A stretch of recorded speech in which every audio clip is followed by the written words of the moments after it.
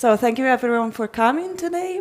My name is Ginevra Fontana. I'm one of the Diploma program students here at the Diplomatic Academy, and I have the honor of moderating this panel on fusing cultures, shaping the world, navigating the intersection of culture and globalization. I would like to introduce to you all our speakers. So, Dr. Tijo Salverda. He is a Dutch anthropologist. He has a PhD in social and cultural anthropology from the VU University of Amsterdam, which he defended in 2010. He has worked until 2022 as professor of social and cultural anthropology at the University of Vienna, and is now freelancing and has extended research on elites. To my right, we have Professor Makram Rabah. He's lecturer of history at the American University of Beirut, where he gained his bachelor in history and political studies and his master's in history. And he defended his PhD in history from Georgetown University in 2015. And he has a book, some parts of which we will hear today, on conflict on Mount Lebanon, the Druze, the Maronites, and collective memory. And to my very far right, Kirsty Rancier. She is Youth Focal Point at UNODC, Associate Program Management Officer since April 2022. She has been working at UNODC since 2019, has an MA in Public Policy from Concordia University, and a Bachelor of Management from the University of British Columbia. We will also hear a video message from the Bundesminister, so the Federal Minister for Education, Science and Research, Dr. Polaschek, who is not here with us today, but he sent a video message. So we will start our panel by first hearing that video message, and then I will give the floor to our other panelists. Thank you all for coming. Dear ladies and gentlemen, I'm very pleased to have the opportunity to deliver a video message for this year's DASICON. The student organizers have succeeded in selecting a highly interesting range of topics that highlight numerous current challenges and trends from a global perspective. There is no doubt that we are in an era of new and interconnected global challenges, not least due to the Russian war of aggression against Ukraine. Peace in Europe and the world is increasingly fragile. The war in Ukraine hit the world at a time when societies were still weakened by the effects of the COVID-19 pandemic. A pandemic which not only posed an enormous challenge to our health systems, but also exacerbated social and economic inequalities and will therefore have a long-lasting impact. On top of that, our planet is at great risk from the effects of human-induced climate change.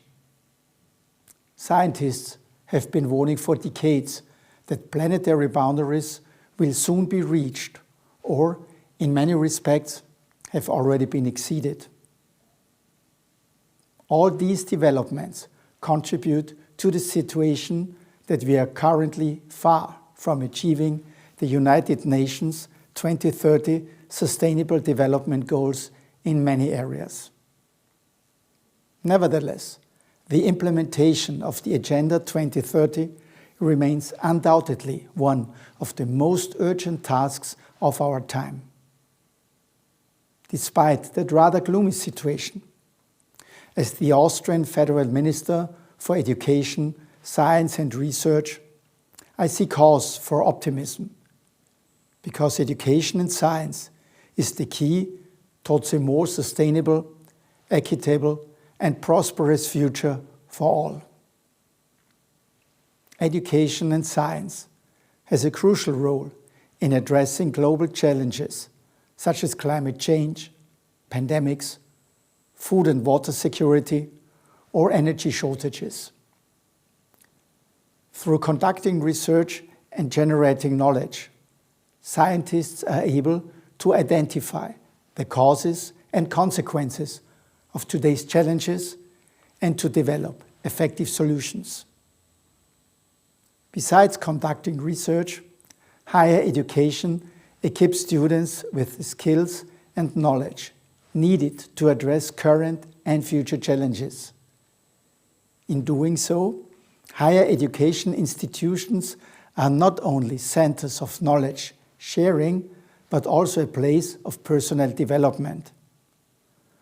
By instilling values, students shall become future leaders and decision makers who work for the good of society and the natural environment. Another very important task of higher education institutions is to provide a platform for dialogue and exchange of ideas with the public. An Austrian best practice example regarding science-society policy dialogue in the area of sustainability is the UNINETS project. Within this project, more than 300 scientists developed a comprehensive report on the implementation of the SDGs in Austria. The report offers a whole system perspective with around 150 options and 950 specific measures. Last but not least, higher education institutions serve as role models when it comes to integrating sustainability and social responsibility into their operations to model and promote responsible behavior. In this context, I can proudly announce that our ministry has set a goal for all universities to be climate neutral by 2035. In all these fields of action, the activities in the area of sustainability represent an essential contribution to securing a future worth living. However, we find that the environment in which higher education institutions operate is becoming increasingly difficult due to growing skepticisms about science. In extreme cases, there are even hostilities and threats against scientists. In order to react to the anti-scientific worldview of parts of the Austrian population, the ministry has adopted a specific plan. The so-called Trust in Science and Democracy 10-point program to strengthen trust in science and democracy in Austria. It provides, for instance, a study on the causes of science and democracy skepticism in Austria, the establishment of a central office for science and democracy education, the increase of democracy education at schools, as well as in teacher training. By making this conference accessible to the public free of charge, DASICON is also making a valuable contribution to educate the public and to increase the trust in science. I wish you all fruitful discussions and all students continued success in your academic and professional careers. We come back live now. Our first speaker for today is Professor Salverda. Thank you. I should be with you now as well. I want to start with thanking the organization for the invitation, particularly Matthias and Xenia, which I was most in contact with. And I'm looking forward to both the panel and the discussion afterwards. So it's somewhat following up on the minister who spoke especially about education. I want to speak a word of encouragement to future diplomats, as most of the students are future diplomats, whatever role you end up in, whether it's official diplomatic services or something else. And that is to apply your skills to address power imbalances in society. Because I think, and this I will come to in my short intervention, that your skills are highly needed in order to mitigate some of these societal unrest related to global challenges, which is the theme of the panel, and I will particularly relate to climate change, which the minister evidently also mentioned. So it might be needed in a lot of other global challenges as well, but I'll focus on this one. And this starts from actually a podcast I recently listened to, and in the podcast a journalist, Rachel Donald, she particularly talks about issues related to climate change, and she said that if we don't want to go French, we need to search for ways to get the powerful on side. So now you might wonder, what did she mean with going French? I can tell you it was not about French as reinstated as the diplomatic language, but something else. So I wondered sort of what is it about, and it appeared in this case to be about the French Revolution and the guillotine. And what she meant or implied with it is that that would be the killing of elites or the ones in power, and that was evidently, as she said, not the way forward, because it's not a viable option, let alone a humane option in the context of climate change. So then you wonder, for sort of, if that is not the option and you still want to address these power imbalances, then you have to look for another way, for another solution, and that really means that the powerful have to be included in the solution. And in this case, it's a bit for simplicity, I include in the powerful corporations the richest 10% of the world, which we might be largely part of as well, powerful states as well, especially which much of the discussion was about geopolitics.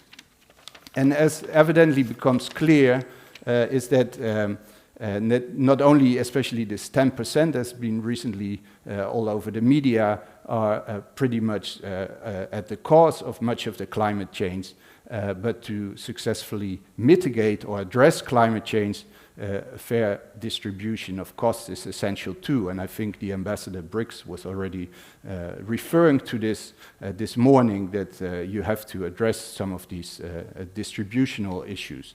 So, which means that reversing power imbalances is highly needed, which evidently, as you better know than I, being very much involved in the daily runnings of power and politics in society, is not an easy task, because how would you give up people to give up their power? So based on my research on elites, on corporations, I will say a few words why I believe that you have an important role to play here too. So it's not the only role is for diplomats, but I think there's an essential role to play. And this is also because I have studied extensively also the interactions between elites and corporations and critics. And you see that the critics, fierce critics like activists, journalists, NGOs, at times also academics, have an important role to play in sort of pressuring powerful actors, also powerful states, and to argue that, you know, they have to change because otherwise we have a limited potential for shaping a better world. So I believe that they have an important role to play, especially also in shaping the public debate. Yet I've also more or less through my research come to the conclusion that alone this is not sufficient. Because what you often see is that obviously when there's fierce critique, then the ones in power argue they're not willing to change, or they maneuver themselves in a position of defense. So we have to, in addition, explore additional ways to get them on side, to say, well, you're part of the solution, but part of the solution is also the redistribution of some of my power. And as you might know better than I, but also I came across it quite often, that is obviously that a lot of the powerful are not oblivious to the common good. Yet for various reasons, they're often not very willing to change, at least voluntarily. So you often see that they are eventually pressured to change somewhat. And this is not necessarily because they are power hungry or only think about power, but it's also because they evidently are concerned about certain issues which might be more social and cultural, such as, for example, the future of their offspring, if you talk about individuals. If you talk about companies, it's the future of their companies, but also at times, evidently, the employment these companies offer. So there are concerns that are related to power issues, which then have to be addressed. And now I come to the issue why I think that you are very much needed for this.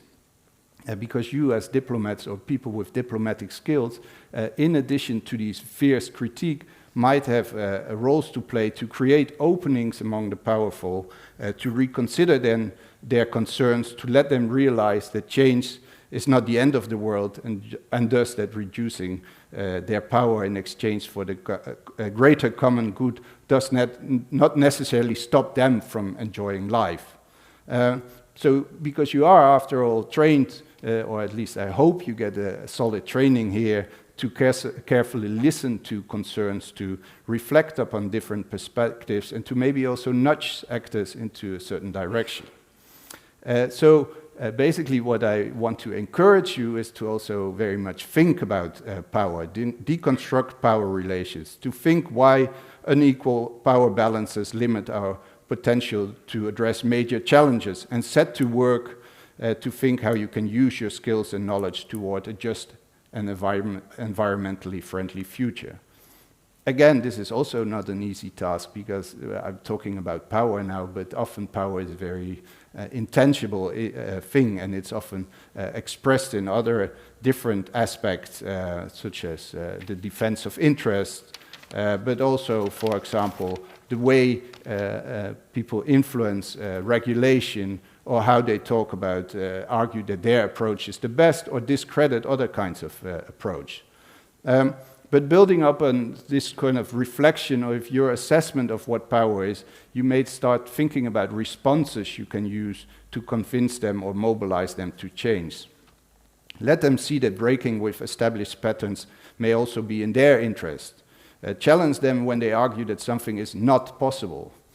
For example, and this might be a bit of a utopian thinking my side, but nevertheless, I think we are in a state where we have to try to come up with these arguments, to try to convince actors, powerful actors. For example, why would you not be the first major multinational that takes a completely different approach and approach it differently, and not only about making more profit? Or why would you not be the first European country, and I listened to an interesting discussion this morning, to abolish GDP and start thinking about well-being much more? And I'm done in a second. So then obviously you have to think, what are their fears and concerns, and can we think of ways to mitigate these while you simultaneously convince them to redistribute power and change? So I just came up with two short examples there, and I think you can come up with many more examples once you start looking at it.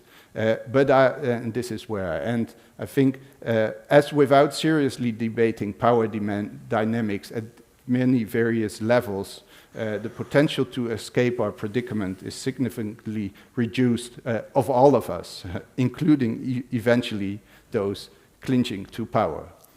Thank you.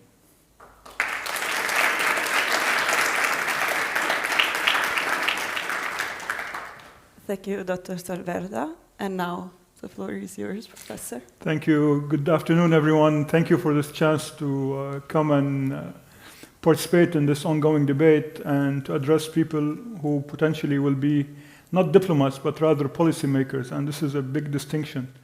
Where I come from, the word diplomat means deception, in the sense not saying what you really want, or basically being able to maneuver without actually saying what you want. So I think that we should always say what we want and eventually realize the idea that where I come from, many of the problems that we are suffering are not really created by the West. They have been started by the West, but we are still indulging in the idea that everything that is sent to us by the West is negative and is destructive. I remember the word globalization when I was growing up in the 90s used to mean the US, the ability to force down your throat ideas which were not yours. And many of the anti-globalization people belong to what we call the traditional left, which unfortunately, they abandoned their humanistic leftist values and ended up supporting dictatorships. So for me, when I talk about globalization as an activist, and here, if you allow me, I have different hats, the hat of an academic, but also, as I like to call myself, a public intellectual who's been active like yourself as a student and later on as a political activist for democracy. And I think democracy is somewhat underrated in this part of the world because whenever we talk about democracy in the Middle East, particularly in the Levant, people assume that we are endorsing what the Bush administration wanted for the region and what they did in Iraq. So for me, when I was thinking about what to say here, the first thing that came to mind was how different men and women in October 2019, when the public protests happened in Lebanon, in Beirut, and across Lebanon, as well as in Iraq.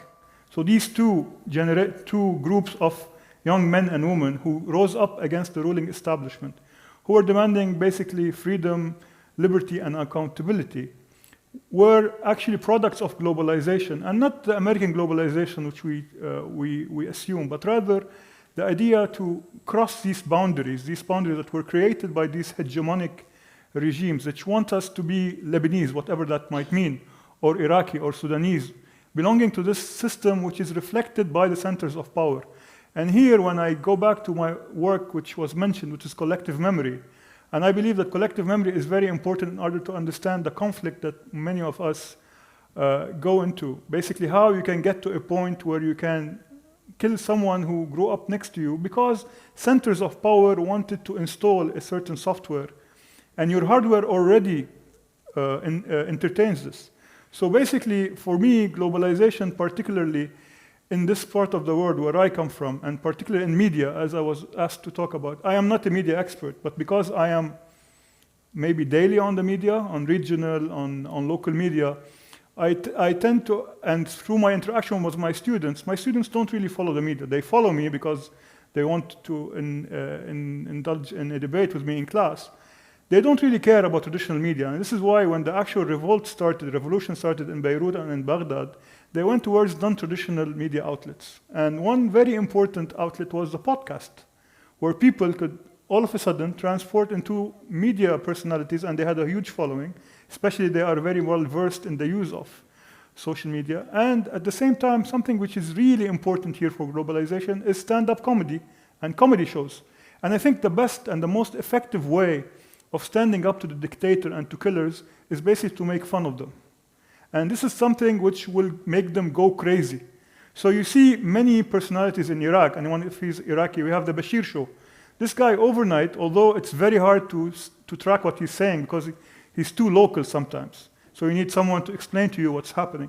This guy was able to really get on the bad side of these dictators to the extent that he can no longer stay in Iraq. He had to move to UAE. This is very much similar also in Lebanon, where we have these young men and women who make fun of everything and thus have become ostracized by their own community. Unfortunately, another thing which we tend to not take into consideration, that we are fighting for our lives.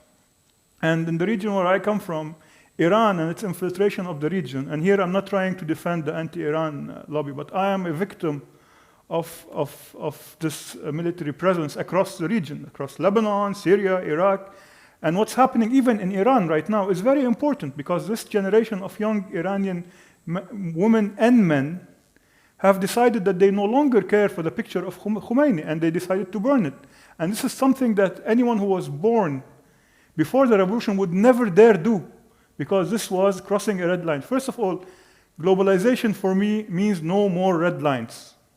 This idea of democracy, liberty, and when the actual protest started in Beirut, I took my classes to downtown Beirut, to a structure called The Egg, an old abandoned movie theater, where it happened that I was lecturing about Montesquieu, about Rousseau, and the perfect place to talk about this was to talk to them when the revolution was taking place. These ideas which you take for granted, you are starting the debate from the idea that there's a state that will protect us and provide us with an incubator for the debate, Where I come from, this structure doesn't exist. This structure is toxic. This structure is a beast going after us. And such a debate cannot happen in a public sphere. And unfortunately, that because dictators in my part of the world, they bet on democracy. And here they bet on changes in regimes. So if you don't like the democratic administration of Biden, you wait, someone else will come. And more importantly, I think diplomats are not invested in really giving recommendations after they leave. They bet that someone would stop caring, and then we can push the reset button. So globalization, from the 1990s where I was a kid until now, for me, globalization and culture is important, because the most important part of globalization or the cultural project is basically to have a center of gravity, just the ebb and flow when you have the tide. So it's a moving process where you can have this debate, just like the Hegelian form. This is how I conduct my classes. And the whole idea, and this is something which we should all invest in, culture can only grow within what my friend here, Reina Kola, calls non-hegemonic centers of power. When you have a soft power model, and unfortunately, the Americans are very good at doing both. They're good at soft power and they're hard power, so they can throw a tomahawk at you and destroy you, but they're not willing to invest in the soft power model, which I think, coming from a university such as the American University of Beirut, that was founded in 1886, one of the oldest universities in the region, is a tower of soft power, the liberal arts education, which doesn't exist in the part of the world. And unfortunately, the centers of power in the region are betting on destroying the healthcare system as well as the educational system, because once you get rid of the real elites, the elites who are willing to invest in change, you no longer have resistance to your project, and thus you end up convincing future diplomats to normalize with killing regimes such as the Iranian regime, the Syrian regime, and whatever other regime might pop up. So I was asked to limit my discussion to 5 minutes, but we can continue this in the Q&A question. Thank you.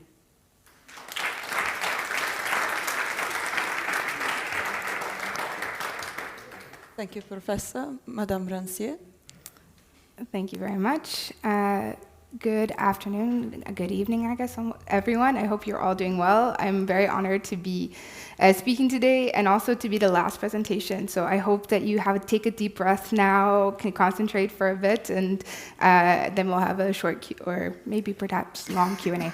I work on youth empowerment at the UN Office on Drugs and Crime, and I'm very proud to be working with and for young people to make sure that they're able to have their opinions, more largely integrated into our programmatic work. And I have some words on the board just because for me, I like stats. If you don't have any information, then really, I don't know. That's really important. So often when we're asked as the UN, how are you working with young people? You hire interns, but you don't pay them. You have, these programs that are for young people, but are they really working alongside young people? And when we think of this thing of globalization, young people are at the forefront. And I really think this is the case. 1.2 billion people are under the age of, between the ages of 15 and 24 right now, which is one of the largest bulges. We could say it's like a youth bulge in the global south that's occurring. And 90% of all young people live in developing countries. So this means that if we're considering globalization, if we're considering how the world is changing and moving, we really do need to consider young people and where demographics are playing out. I know in Europe, this is something that is often the other way around. We're saying we don't have enough young people. What's going on? How do we change this? But there are other parts of the world that are thriving, have huge quantities of young people, lots of energy, lots of momentum forward, and I think we need to consider this when we're understanding the dynamics of globalization. So who is a young person? Who is youth? What does this mean? So usually it's people between the ages of 15 and 29-ish. And so many of you in this room today are considered youths according to demographics at the UN. And what this is it's a largely underrepresented group. That's why it's targeted. According to the last stat, there are only 2.6% of the world's parliamentarians are under the age of 30. and yet they comprise the majority of populations, especially in the Global South. And when you're looking at power dynamics, you're looking at representation, you're looking at where policies are being made. Young people are largely being left out of these spaces, and so moving forward, we need to consider how we can better incorporate young people, their opinions, and their expertise in many sense, their lived experiences. And also to consider further, young people are 3 times more likely to be unemployed than adults, and 75 million young people are trained but don't have jobs. And this is worldwide. And so when we look at COVID-19 and the crisis that came from that, when we look at conflict scenarios, when we look at violence that's occurring throughout the globe, this is really impacting this group of young people who are moving forward and who are creating and building this future we want to live in. And so this is something that is really important to underline. If you are not able to be employed, you're less likely to be able to provide for yourself and your family. From my side, when it comes to the world of countering drugs and crime, you're more likely to be encountered with illicit substances. You're more likely to take on criminal activities because you can't provide for your family.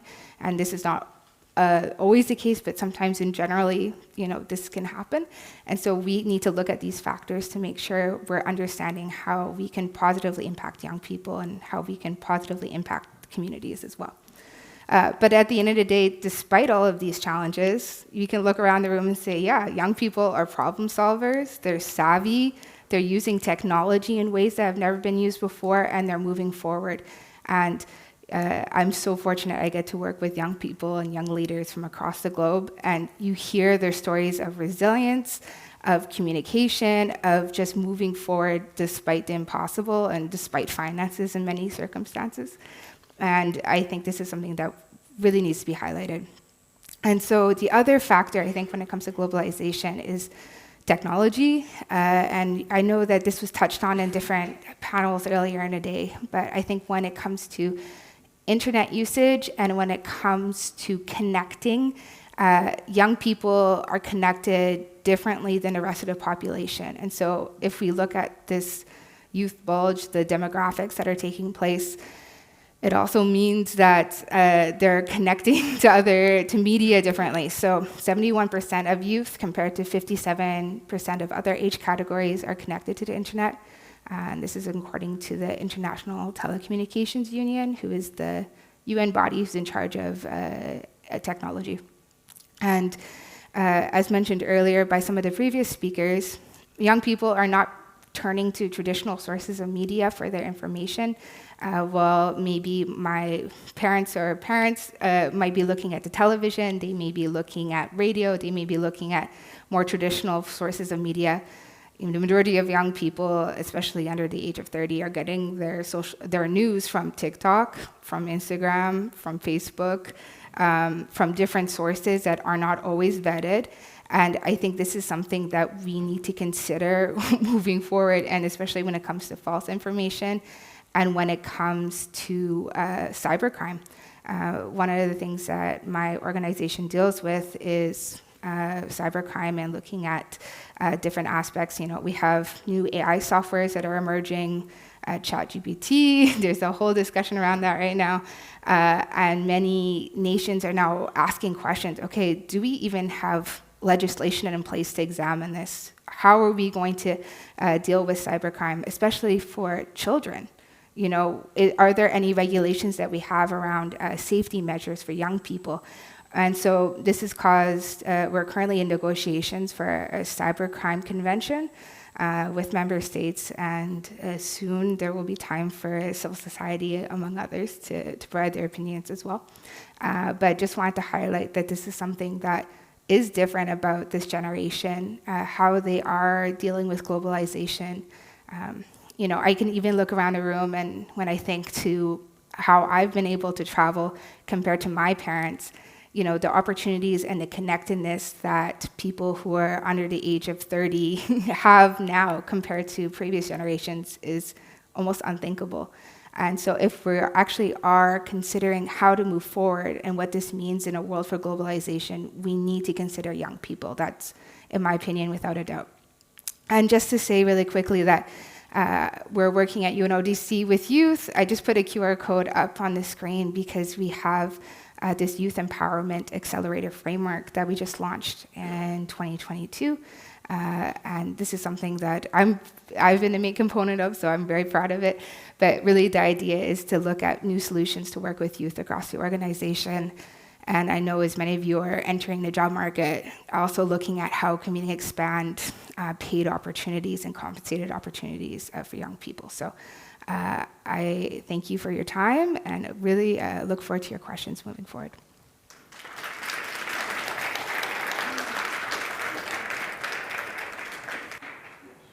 Thank you. Thank you to all the speakers. We will now open the floor to questions from the audience.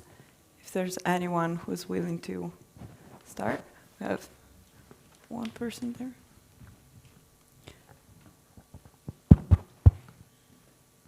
Hello, first of all, thank you for this input. I'm Leon, I'm a second-year MI student. I have one question in regard to comedy as a kind of tool of protest. In the end, I think it is a way to increase the awareness, but can they really change anything about the political situation? What's the major goal behind it? Or is it just a way to communicate with each other in a way that they don't get arrested? Because I don't see how they can actually change something politically by having comedy and making fun of the politicians. Thank you. You want me to take this? Or we wait? Yeah. So I believe that this is a very efficient way. If you take a look at what, and you think sometimes it's a joke when you hear that North Korean dictator wants someone was spray painted stuff against him. So they were writing samples to try to find out who did this. And you might think that this is a joke from the part of the dictators, but it's not. The idea that these young comedians who are well versed in comedy as well as they are trained in the Western art of joking, okay, they dilute these people and they destroy them. So rather than requiring the US Marines to topple down Saddam Hussein, like they did in the Fardous Square in 2003, is a young comedian with a big following on TikTok can do this. And this is why what they do is that they turn their own community against him. In the case of Lebanon, we have a young comedy group there. They happen to be Shiite. And they are people who grew up in the same milieu as Hezbollah. And they know how these people talk and how they speak. And you cannot accuse them of being outsiders. So when they started criticizing this militia's shadow economy, Hezbollah went crazy because these people are claiming that they want to liberate Palestine, whereas in reality, they're only endorsing drugs and stuff. So this is very efficient, and I don't think we should dismiss these comedians as just joking. They're not joking. These are political commentators who have a big cult following inside their own community and across these generational as well as transnational lines. I would share your opinion, especially also about, I think it is also about a sense of community that you might create. And this obviously, you don't know where it ends, but it might still encourage some kind of revolutionary spirit, or at least a spirit to change. And this is, if you actually, in this case, it's about comedy, but that is actually not something which is often touched up on, but it's also with music, for example. And this, if you go look at a lot of protests, you see that it also sort of mobilizes people to listen to particular songs. So it is, it is a bit intangible to catch what actually the influence is. But if you look at it more, also from your own perspective, you might see that it has some sort of mobilization potential, at least.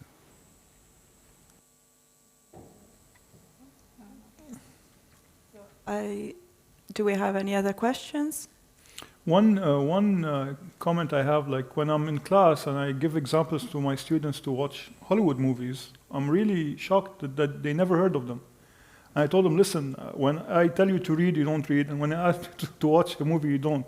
But then I realized that my students belong to a generation which are not exposed to Hollywood movies because simply these Hollywood movies are not on Netflix. Netflix, especially depending on where you are, they don't have the rights for this.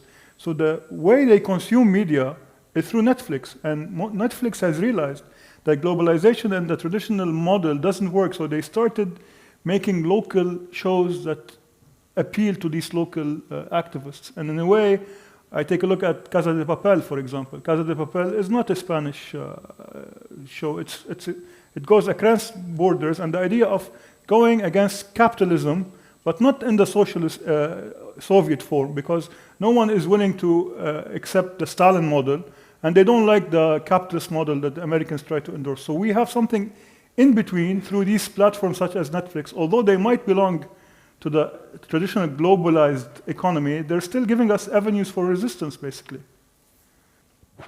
Good evening. My name is Marcus Wan. I'm a student of economics in Vienna and an intern at the European Commission.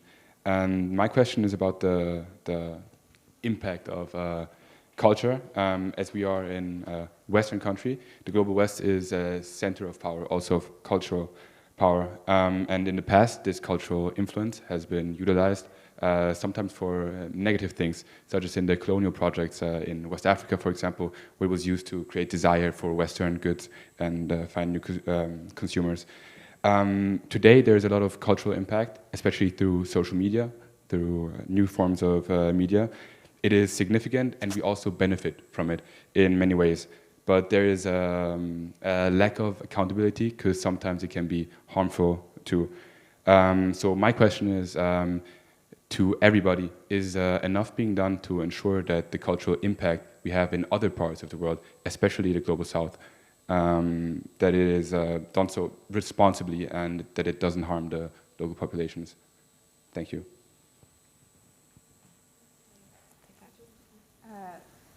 I'll try answering that first, because it's a very deep and complicated question that I think could have its own session entirely on its own. Right now, as part of this framework that we're developing, we're looking at creating a TikTok and Instagram for UNODC. And one of the biggest things is just how do we get content? And right now, one of the things that we deal with as an organization is not only the fact that we have so much content in English, and that is really being pushed, but the fact that there's 5 other languages that are official languages of the UN that aren't always taken into account when creating content. And I think this is something that, especially in places like West Africa, where French, because of the colonization, is very popular, Arabic is also very popular in the region, there are other languages and local languages as well that can be used to communicate. So I think one aspect that needs to be considered is how is media being produced, by whom is it being produced, and then also what languages are it being produced in, and can it be translated or disseminated in other contexts. I know this sounds like very basic in one sense, but it's an issue that we come across over and over again, at least at my work, because we have young people who want to participate in, say, a youth forum that we're doing in West Africa, or in Central Africa, for example, but they may speak, the presenters are presenting in English and Spanish, they speak French and maybe a few different local languages. How do we make sure that everyone can come on board and really engage in a topic, right? So when it comes to that, I would say language is one key area, and then also making sure that there's people from the communities who are creating content themselves and empowering them as well. One of the things with youth empowerment is it's by youth for youth. So instead of doing something that's just, here, we'll do a project, this looks good, let's consider it, making sure that you're consulting all of the stakeholders in the process, right?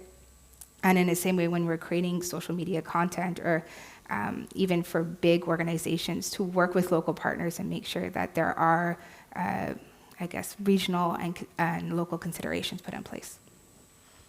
If I may, you might be surprised, I don't subscribe to the north, south, west versus east, simply because I'm a historian by training, and when you take a look at, for example, the famous king, the Norman king Roger, I don't know if you're aware of this, but there's a book by this, the Book of Roger, which is written by Idrisi. So in the 12th century, you had this Norman king who dressed like an Arab, spoke Arabic in his court, he ate asparagus because this is what the Arabs like to do. He wanted to emulate the Arabs because they were at the peak of their civilization. And all of a sudden, the Arabs started going down and something else replaced them. So I don't see that this is an obsession by the West has a duty. The idea is that we have a shared common humanitarian aspect.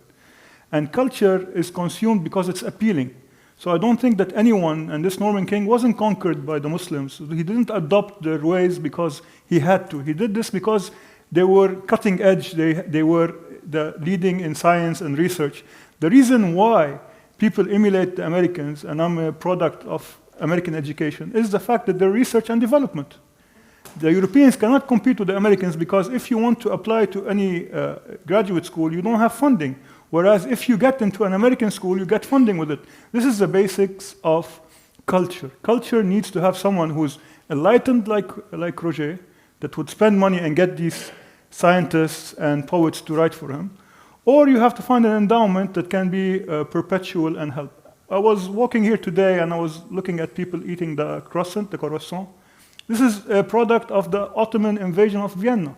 But the military did not continue where the culture and the culinary aspect did. So this is the important thing, that whatever we do, even if it's negative, we have to get away with the positive elements and build on it, regardless if we belong to the north or the south, or even if we come from another planet. That's my own approach to the matter.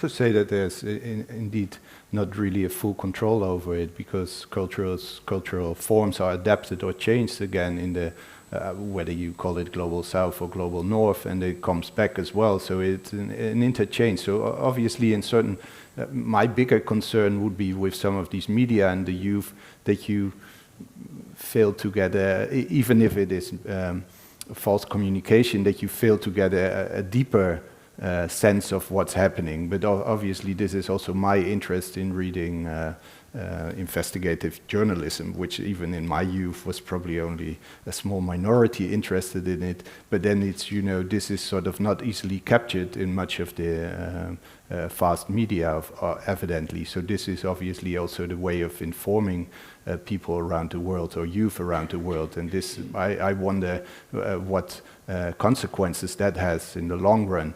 Though that said, I don't think this is a particular way that it is sort of like communicated from the global north to the global south, so that it's with a lot of the music it also comes back again. Or even if you look at TikTok, it's obviously, you could argue there's a sort of essential Western component to it, but it came via China. So then,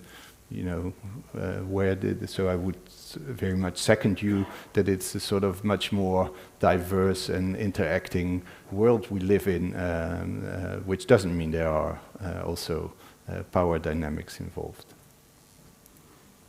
Thank you. I think we have one, maybe two last questions. Okay, we have the first one here, and then Mariam. Okay, thank you very much for very interesting and insightful presentations. I have like a couple of questions. The first one regarding the globalization and cultural diversity. We think that one of the biggest challenges, especially for us in the global south, is that sometimes in this globalized world, you lose your own identity. And so how can we succeed in having a globalized world, but at the same time keep the diversity of cultures, because we are different human beings, and the beauty of our world is our diversity. So how can we go in globalization and at the same time keep this cultural diversity? This is the number one. The second thing is that regarding the especially for us in Africa, we are facing so many challenges regarding the negative usage of social media. For instance, in the issue of stereotyping, societal stereotyping, hate speech, terrorism. So the media is having a very negative impact on our societies. And it is creating some sort of security challenge and societal challenge for all the countries. So how can we succeed and cooperate in order to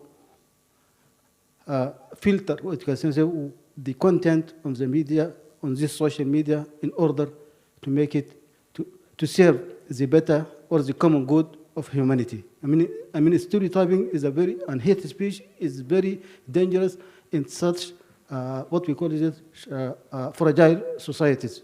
And you have a different set in a setting where somebody defines him or herself first with his ethnic group or his tribe, not with his own national identity. And so in this setting, you will find that social media is used to, sometimes is used in order to portray a specific picture about this community or about this ethnic group. So it is very dangerous for us. So we need, how can we cooperate in this respect? The third and last question is regarding what the minister, the honorable minister spoke about science skepticism.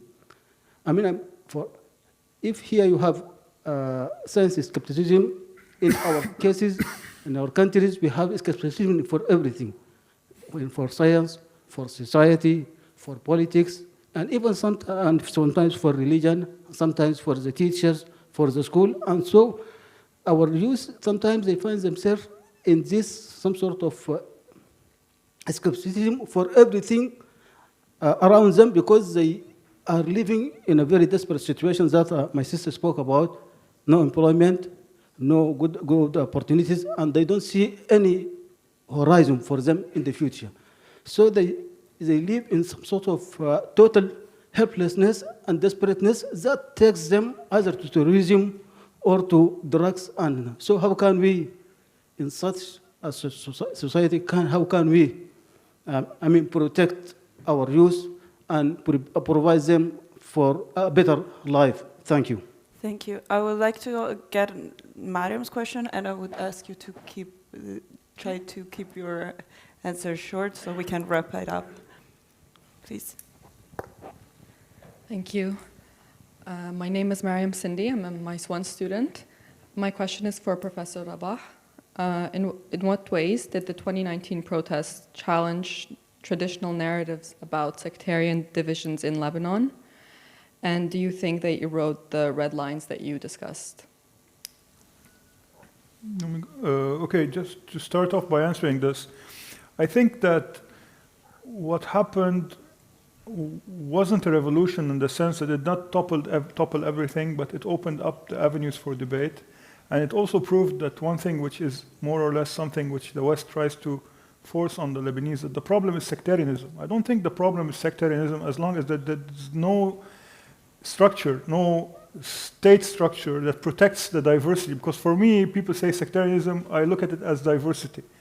So these sectarian identities are there, and you don't want to wipe them out. And this is exactly what my idea, that collective memory for me, in the case of Lebanon, this is what my late mentor, the famous historian Kamal Salibi, says, that Lebanon is a house of many mansions, in the sense that every community can live in their own room and decorate their room like they want, but the public space which we share, which is the living room, has to be protected. And this is why I think many of the people do not associate with their sectarian power structures, because these political parties / sects are no longer appealing to the young generation, not because they're not powerful enough, but because they could no longer provide the clientelist services which they used to do through the state, because the economy has collapsed. So I think that moving on, we are harboring a new generation of people that will eventually topple these statues without the help of the US Marines.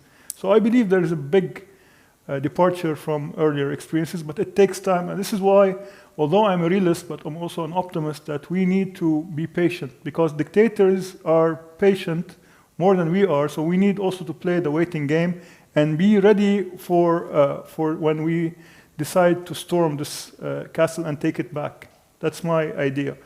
As to answer your Excellency, I think that any project of culture, in order to protect your own identity, you need to be able to communicate it to the region around you. The Lebanese are very good at this, in the sense that our music, our literature, although it might be influenced by the West, we know how to export it.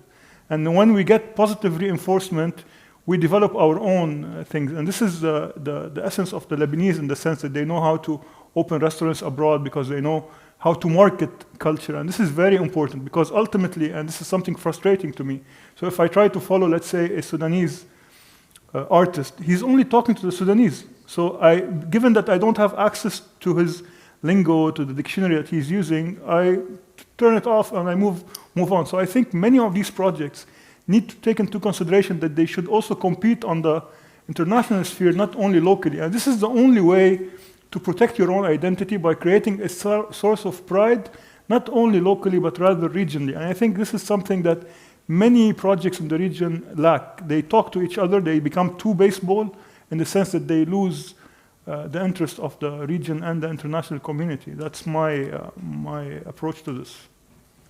Thank you.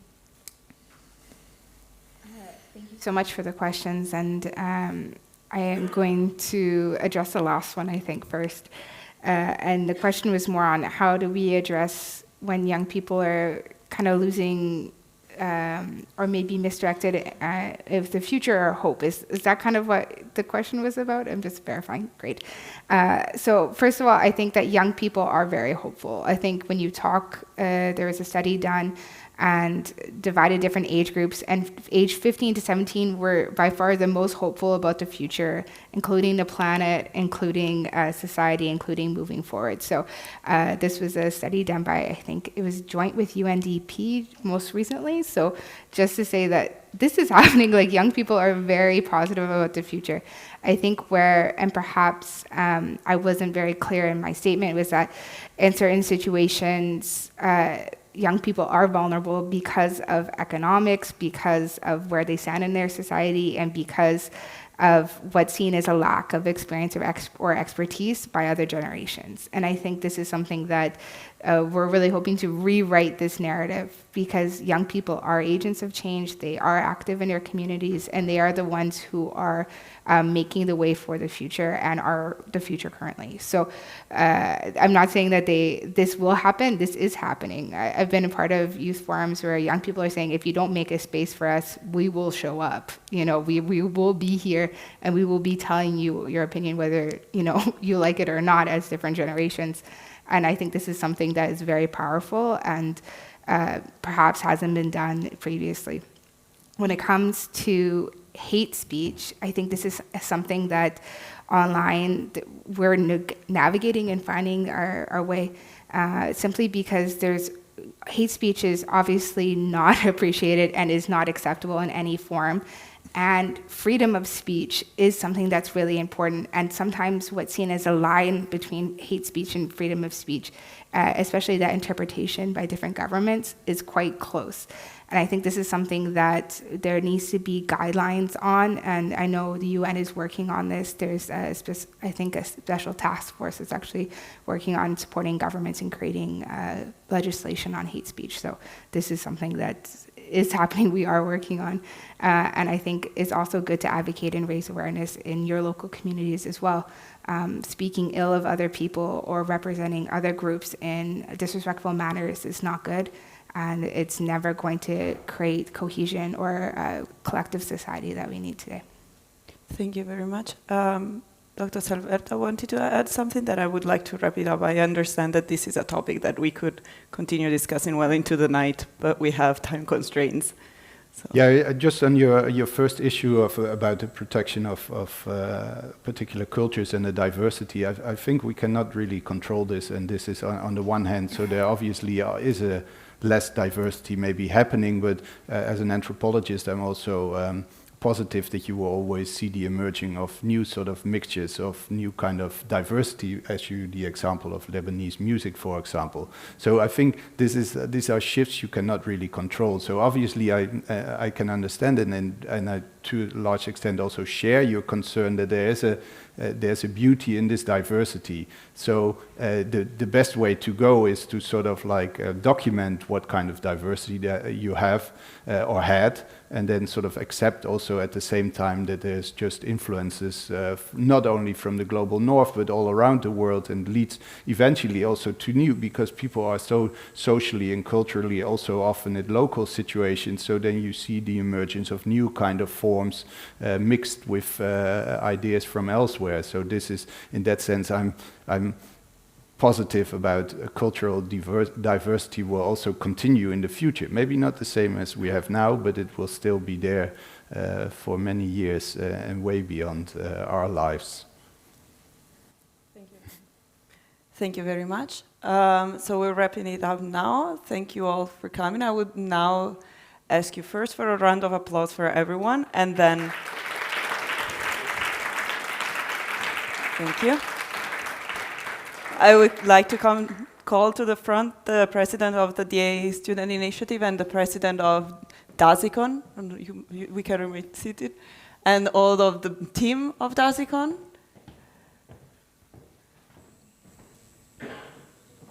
Yes, so thank you all for coming to the DASICON 2023.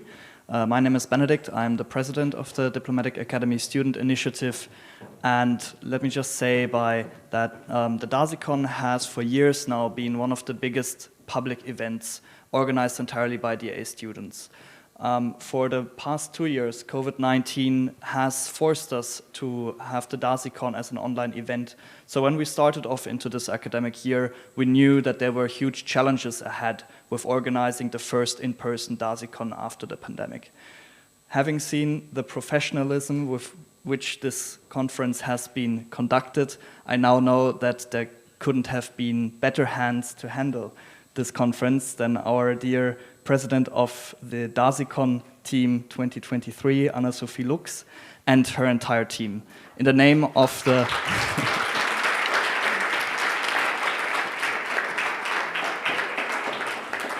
In the name of the entire DA student body, I therefore want to extend my thanks to the entire DASICON team, as well to our distinguished guests, Your Excellencies. Thank you for honoring us with your presence.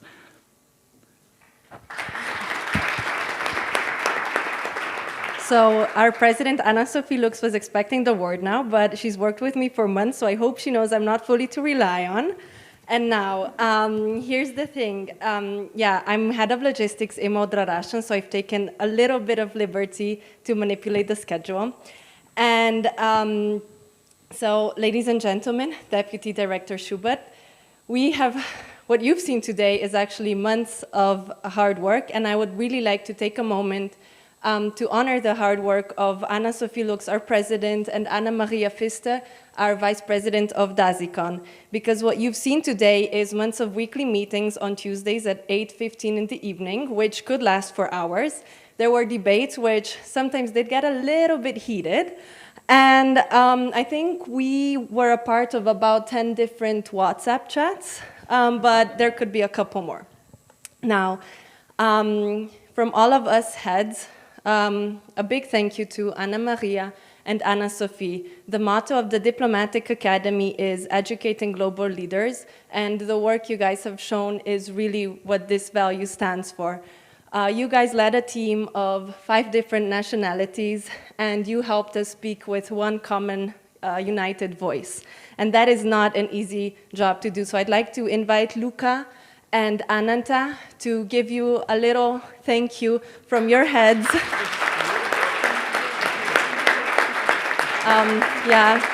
Thank you for your patience and your kindness. So thank you. Thank you for everything. Okay, now I give you the word. So thank you very much. I was not expecting that. But I wanted to also thank you to you, and to the audience, to the speakers, to the moderators, to the Diplomatic Academy. So without any of you, this would have not been possible. And I have to say that I'm a little bit sad that this is over, because I also enjoyed it, but I'm really relieved that everything worked out with some minor problems, but these are normal, I would say. So I just wanted to wish you a good rest of the day, and thank you for coming. And we would be happy to welcome you next year again to DASICON 2023. So thank you again for coming, and have a nice evening. 24, yeah, sorry, 24, yeah, of course, yeah.